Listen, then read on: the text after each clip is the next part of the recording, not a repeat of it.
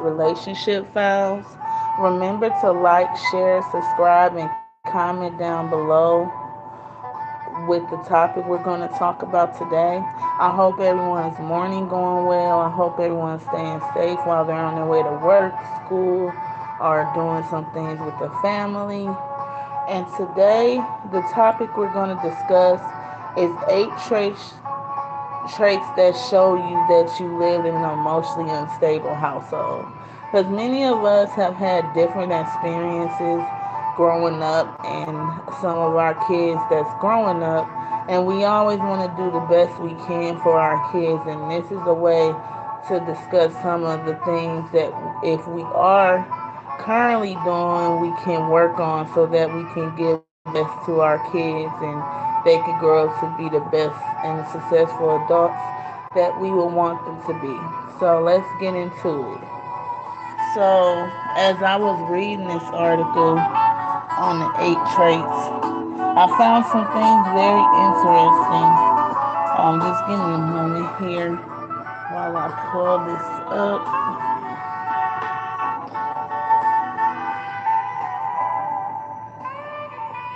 Okay, so the first trait of an emotionally unstable home is hyper awareness. Growing up in a chaotic environment often makes people highly attuned to moods and emotions. So you think, what is a chaotic environment? So a chaotic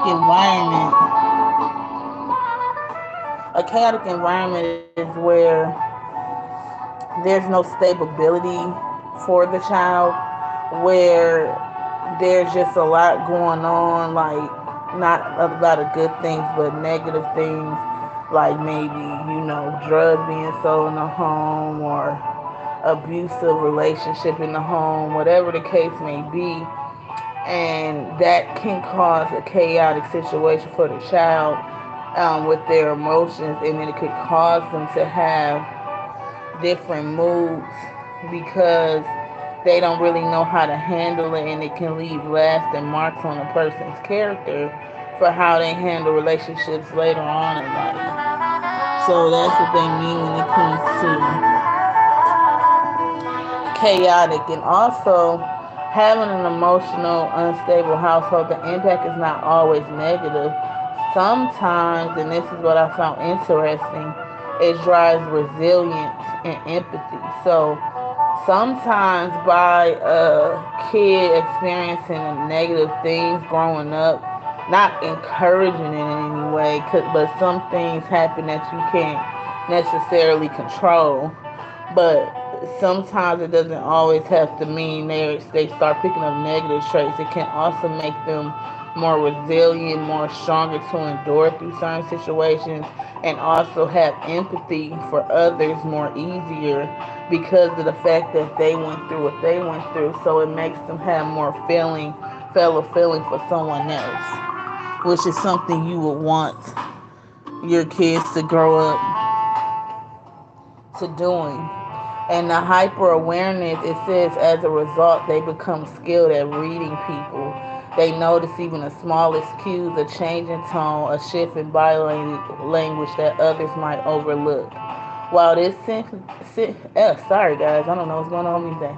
While this sensitivity can be beneficial, especially in empathetic or negotiation-heavy careers, it can also cause increased anxiety and overthinking in social interactions. So, hyper awareness, we may also think of it a different way as, like, we're always taught to be aware of our surroundings, to be careful and pay attention to what's around us just for dangers and things, which is something we should do even as a kid or as an adult. But sometimes when you're in an emotionally unstable household, you can actually sometimes be so cautious that you panic every time you're surrounded around a whole bunch of people. You automatically assume the worst.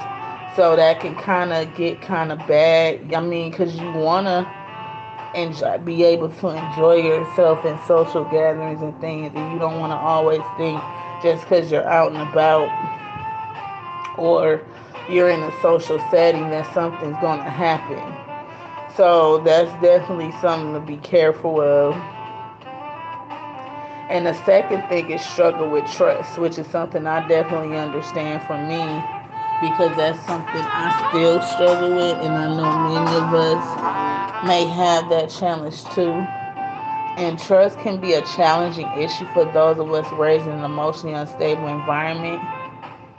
And for me, I always question people's intentions, and it's taken a lot of time for me to sometimes realize that everyone is not trying to do stuff to you. Some people really do have the best intentions, but nowadays it is just really hard to tell because there's so many people that's doing mean things or being mean in some way. So sometimes it's really hard to trust. But in order for you to gain good friendships or even a relationship, you have to try to start somewhere with trusting.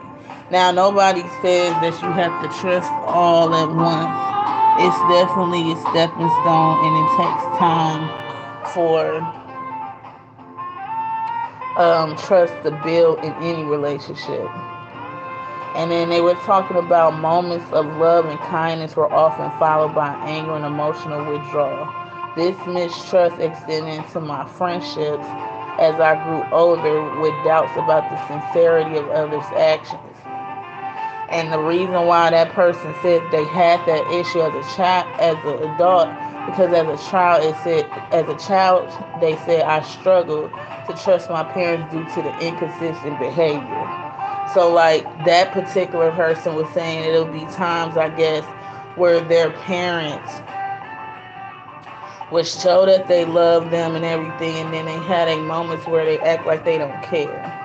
So as parents, we do have to be careful what we're showing our kids, or even when we're disciplining them, are we doing it in a loving way? And that was kind of what I talked about in the older video of how discipline is important with raising our kids, but we want to do it in a loving way. We definitely don't want to do it in a way of scaring them, but let them know that there are consequences when you make bad and good choices, and to help them to understand that rules need to be followed. When they're not, there's consequences to it, but we also want to do it in a loving way. Now, the third trait for knowing you've been in an emotional, unstable household is perfectionism. Growing up in an emotionally unstable environment can also breed perfectionism. The chaos and unpredictability often fuel a strong desire for control, and perfectionism becomes a way to grasp onto that control. So sometimes you may have a situation where a child or a child that grows older may feel like everything has to be perfect, and if they don't feel like it's right, they constantly keep redoing it, keep nagging on it just because they feel like it's something wrong with it. And that's definitely a sign that they may have an emotionally unstable environment. And they might believe that being flawless, they can prevent the emotional turmoil and win over an emotionally, and that comes from an emotionally distant parent. Which I've seen many people, and even watching some of these reality shows where they tell you that their parents was emotionally unavailable. They didn't allow them to vent their feelings. And that's something for me as a parent and my husband that we do encourage with our daughter, that she can talk to us and tell us what she's thinking. She just has to do it in a respectful manner, but we do give her that leeway to talk about her feelings because I think that's important. I don't think it's good to just shove your feelings away and hide them, because when you continue to keep it in, then eventually you're going to burst and you're going to do the wrong things to vent through those emotions. So it's good to talk about. with your feelings. Even when you get older, it's good to talk about what's going on and what's on your mind. And four, difficulty expressing emotions. Growing up in an emotionally unstable environment can often make it challenging for individuals to express their feelings. In a volatile household, expressing emotions might be met with ridicule, dismissal, or even anger. This teaches children that their feelings are not valid or important, leading them to suppress their emotions as adults. So that kind of go hand in hand with what the other thing I was just talking about, not being able to express your feelings. And if you grow up in a household where you can't learn how to express your feelings in a healthy way, when you become older, you won't know how to express your feelings with a relationship or with a friendship because you didn't learn it younger. And then when you do express it, it can be in a wrong way because you didn't learn how to do it properly as a young person. So that's why it's definitely important for us as parents and even older to not hold our anger in when things happen, to really try to cope in a positive way. But not only that, teach our kids that, give them a safe space to express themselves and not to make them feel bad just because they have an opinion or thought in something, and to really be there and supportive for them. And the next trait is craving stability. And craving stability is when the ground beneath you constantly shifts during childhood and you learn to crave stability and predictability. Growing up in an emotional, unstable home often means living in uncertainty. As a child, you never know what each day might bring. Will it be calm or filled with conflict? This lack of stability can result in a deep-seated desire for a predictable life. As adults, these individuals often strive to create the secure environment they lacked growing up. They might be meticulous planners, always seeking to control their surroundings to avoid unexpected upheaval. So sometimes I think this is a example of playing it safe. Some people don't go beyond a certain point because they don't want to be disappointed, which we all, I think, don't like the fact of rejection or being disappointed in anything. But when you are emotionally unstable or have that particular trait, you try not to do too much in life where you would get disappointment. You kind of stick to the same goal, stick to the same. You necessarily don't want to grow because you're scared of the unknown. Which I think, even without being in an emotionally unstable household, I think we all sometimes have a fear of the unknown. Like when we don't know what's going to happen a few months from now, years from now, we still I think we still all have that, but it's just about trusting and knowing and taking each day at a time. Because, like I always learn, tomorrow's gonna have its own anxieties. So we have to focus on each day at a time and try not to focus so much on tomorrow or the next day currently. And another trait that they brought up is emotional abandonment. So when emotional support at home is inconsistent, it can plant a deep fear of abandonment. And one example it gave is a person saying in their own life, growing up in an emotionally unstable environment, love and attention came and went unpredictably. Sometimes affection overflowed, other times it felt like I was entirely on my own. Roller coaster left me fearing that those I cared about might vanish from my life. This fear doesn't just vanish in adulthood. It shows up in relationships as clinginess, jealousy, or incessant need for reassurance. And that's important too because when you feel like you're not emotionally supported growing up, and many of us, I'm sure, have experienced this, where we scared to be alone. We don't want our husband or wife to abandon us or any of our friends. We have a fear of that. And because of that, we can tend to cling to that person super hard or become jealous very easy. But I don't think being in an emotionally unstable household contributes. That's the only way you can get like that. I feel like you can also gain that from just having bad experiences in your life, even after your childhood as an adult. If you had people that done a lot of negatives to you, I feel like that can also bring on fear of abandonment. And it takes a lot of time to work on that fear. It's definitely something for me that I know I've experienced, and I continue to work on that every day. But it is a hard trait to break when you're so clingy to your significant other, or you super clingy to everyone around you. And it, like I said, it's definitely something hard, but it is something you can work towards on a daily. But it is definitely something that's difficult to get through at times. And then they mentioned high resilience. Despite the challenges and hardships, one common trait among individuals who grew up in an emotionally unstable home is high resilience. This resilience stems from the need to adapt and survive in an unpredictable environment.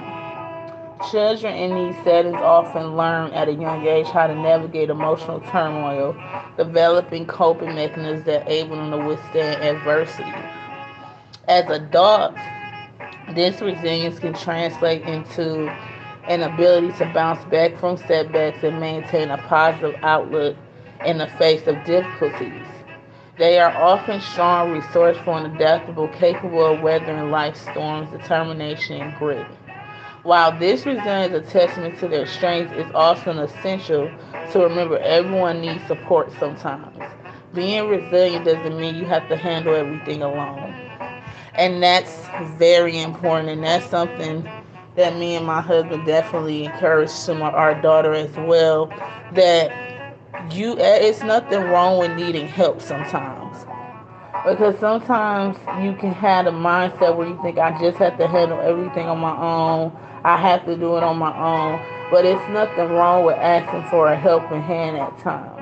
That doesn't show a sign of weakness or that you're no good just because you're asking for help with something. You're human, we're all imperfect. It's going to be times where we need support. Everyone needs support. No one can just be everything to everyone and do everything on their own. That's not a true realistic thing. We all need a helping hand one time or another, and it's nothing to be ashamed of. And the last trait that they discussed was a commitment to breaking the cycle. Perhaps the most powerful trait that individuals from emotional unstable homes develop is a fierce commitment to breaking the cycle. This determination arises from a deep understanding of pain and turmoil they experienced growing up. They know firsthand the impact of an unstable childhood, and they make conscious effort to provide a better, healthy environment for their own families. Now, this trait in particular, I don't feel like it's a bad thing, because if you experience some things in life that you weren't happy with, whether as a child or even as an adult, you always want to do better once you have your own family. And you always teach your kids, I want you to do better than I did when I was your age.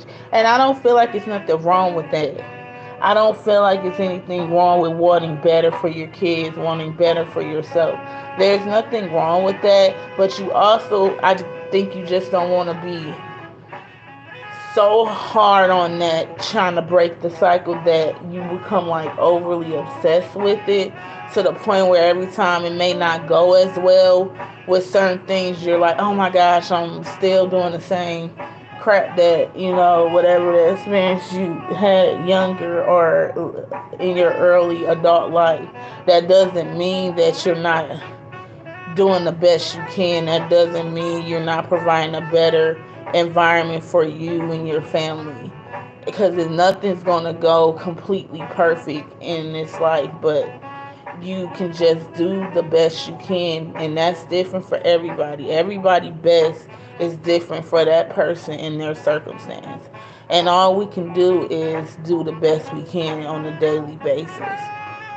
And that was my episode of ShayS Relationship Files on 8 traits when you lived in an unemotional, unstable childhood or adulthood, and how we can cope with those things and how we don't let those traits define us.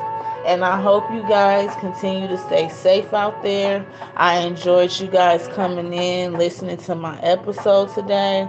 And please continue to like, share, and subscribe. Help us keep building this wonderful channel so I can continue to provide y'all with wonderful content each day. I enjoy sharing my thoughts with you guys, and I hope this information may help you in some way or help encourage you in some way. And that's the reason I created this channel, was to help put some positive encouragement out there, because we have so much negative. So I wanted to talk about positive things to help people that's going through any situation at all, that they need that encouragement.